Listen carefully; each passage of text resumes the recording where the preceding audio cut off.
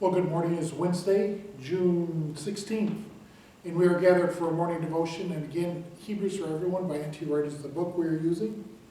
And we are on chapter 11, verses 32 through 40. What more can I say then? I've run out of time to tell you about Gideon and Barak and Samson and Jephthah and David, Samuel, and the prophets.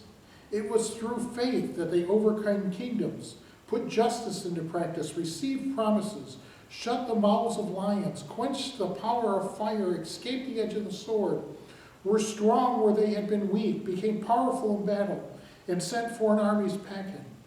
Women received their dead by resurrection. Others were tortured, not accepting their release so that they might receive a better resurrection. Others, again, experienced painful derision and flogging, and even chains and imprisonment. They were stoned, they were sawn in two, they were put to sword, they were about in sheepskin and goat hides, they were destitute, they were persecuted, they were ill-treated, that the world didn't deserve them. And they wandered in deserts and mountains and caves and holes in the ground. All these people gained a reputation for their faith, but they didn't receive the promise. God was providing something better for them, so that they wouldn't reach perfection without us doing so as well. It is said that on one occasion, the 16th century Spanish mystic Teresa of Avila confronted God about her own suffering and received a response. And this is what God said: "This is how I deal with my friends." "Well," she replied sharply, "in that case you shouldn't be surprised when you don't have very many."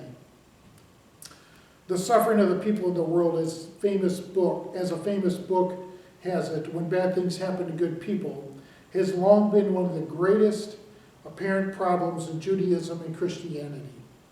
Those religions that see the world in terms of an endless cycle, a wheel of fate, with each life rewarding or punishing you for the good and bad you've done in a previous life, don't have the same problem.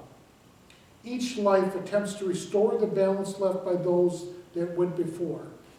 This is reinforced, for instance, in Hinduism and Buddhism, by the belief that the physical body and the outward circumstances of life are largely irrelevant, part of a fantasy world that can't touch the real person who is found deep inside.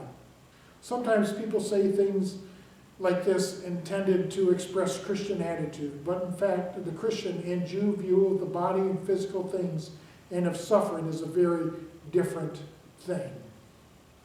And so we come across that question that has baffled people and scholars for years. Why do bad things happen to good people?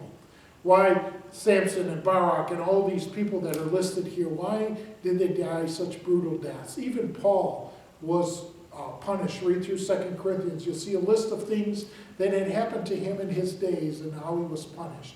Why do bad things happen to good people? And I'm going to tell you, there's no good answer to that. None at all whatsoever. Other than the fact that we can't blame God for it. We can't blame God for what happens in our lives. Sometimes it's just the way that the world works. Sometimes it's bad decisions that we make. Sometimes it's just the way that it is. And we need to deal with it accordingly. But the point of all this is that these people kept faith. They were waiting for the promise of God. They were looking for that good and better place, that promise from God. And they did achieve that promise of God, just not on earth, just not in their times here.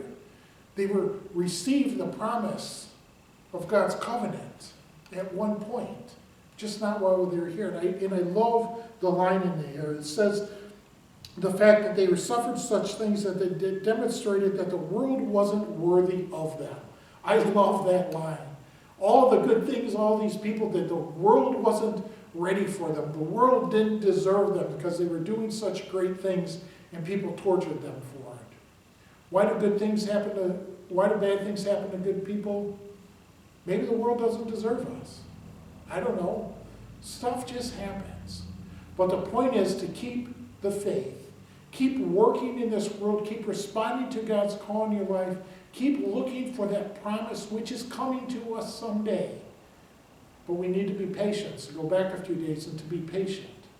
For God's work is coming to fruition partly through us, and partly through others, and partly through God's hands. So be patient and look for that promise. And even though bad things may be happening to you, it's not a part of God's plan. It's the earthly world that we live in. But something great will happen to you sooner or later. And a promise with God will come to reality.